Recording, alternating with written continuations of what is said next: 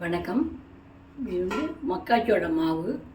மக்காச்சோளத்தை வாங்கி மிஷினில் திரிச்சு வச்சுருக்கேன் நைஸாக.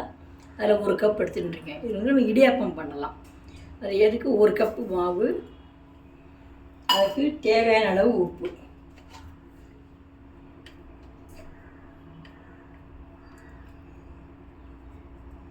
உப்பு, நெய் இல்லைன்னா சமையல் எண்ணெய் ஏதாவது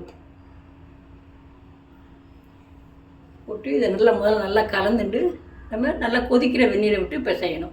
பார்ப்போம். இப்போ கொதிக்கிற வெந்நீரை விட்டு நம்ம இடியாப்பு மாவு பிசைகிற மாதிரி பிசையணும்.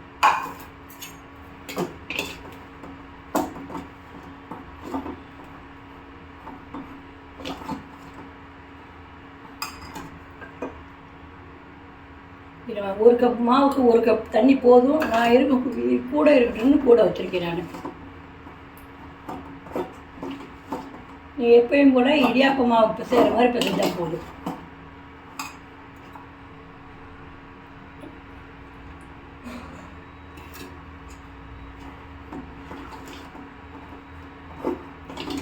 பிசைஞ்சிட்டு அப்படியே ஒரு 5 நிமிஷம் மூடி வச்சுருங்க.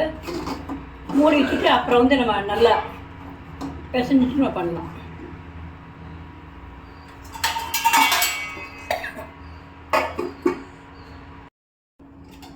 இப்போ வந்து நம்ம பிசையலாம். கொஞ்சம் சூடாக தான் இருக்கும். நம்ம கையில் லேசாக தண்ணியை தொட்டுண்டு நம்ம பிசையலாம்.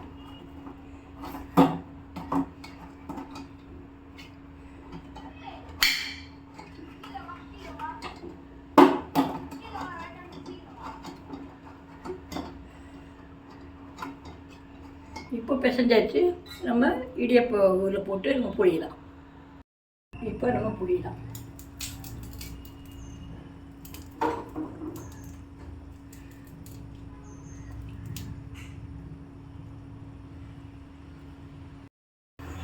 இப்போது எல்லாத்தையும் புழியாச்சு. நம்ம மூடி போட்டு மூடலாம். என்கிட்ட இடியாப்ப ஸ்டாண்ட் இருக்குது, அதெல்லாம் வச்சுருக்கேன். நீங்கள் இட்லி தட்டில் கூட புழியலாம். ஒரு 10 நிமிஷம் வேக விட்டு எடுக்கலாம். இப்போ 10 நிமிஷம் ஆச்சு. நம்ம திறந்து பார்க்கலாம்.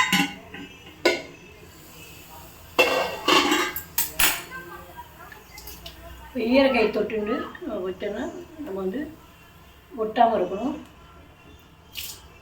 வெந்துட்டு நம்ம அடுப்பை அணைச்சிடலாம்.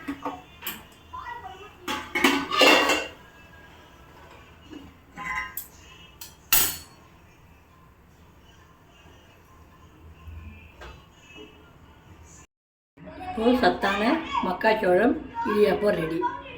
இதுக்கு தொட்டுக்கிறதுக்கு நீங்கள் இது தக்காளி சட்னியோ இல்லை தேங்காய் சட்னி உங்களுக்கு என்ன வேணால் பண்ணலாம்.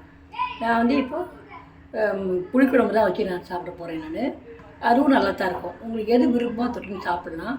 இது வந்து நமக்கு இன்ஸ்டன்ட் எனர்ஜி தரக்கூடியது. நமக்கு உடம்புல பலமே இல்லைனாக்கா அதுக்கு நம்ம இதை சாப்பிட்டோம்னா நமக்கு இன்ஸ்டண்ட்டாக உடனே சக்தி வரும். நார்ச்சத்து அதிகம் இருக்கிறதுனால கான்ஸ்டிபேஷன் வராது. அப்புறம் நம்ம ஜீரண இயக்கம் வந்து நல்லாயிருக்கும். ஜீரணம் நல்லா நடக்கும். அப்புறம் ஹார்ட் ப்ராப்ளம்லாம் வராது. ஏன்னா ஆன்டி ஆக்சிடென்ட் பொட்டாசியம்லாம் நிறைய இருக்குது. அதனால் நமக்கு ஹார்ட் ப்ராப்ளம் வராது. அதுக்கப்புறம் கண் பார்வை வந்து கோளாறுலாம் வராது. இருந்தாலும் நான் சாப்பிட சரியாகும். அதுக்கப்புறம் ரத்த சோகையெல்லாம் வராது. சிலவங்களுக்கு ஹீமோகுளோபின் ரொம்ப கம்மியாக இருக்குங்கிறாங்க. அவங்களாம் இது வந்து ஒரு 15 நாளைக்கு ஒரு தரம் நம்ம எதுவுமே அளவுக்கு மிஞ்சினால் அமிர்தமும் நஞ்சுன்னு சொல்லுவாங்க. அந்த மாதிரி நிறைய சாப்பிட வேண்டாம்.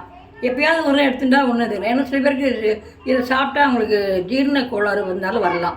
அதெல்லாம் நீங்கள் பார்த்துக்குங்க. உங்கள் இதை உங்கள் உடம்பு நிலை பார்த்துட்டு சாப்பிடுங்க. நீங்கள் இம்யூனிட்டி பவர் வந்து ஜாஸ்தியாகும்.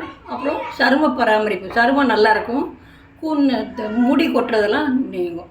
நீங்களும் செஞ்சு பார்த்து பலனடைங்க. நல்லா ஆரோக்கியமாக இருங்க. நன்றி.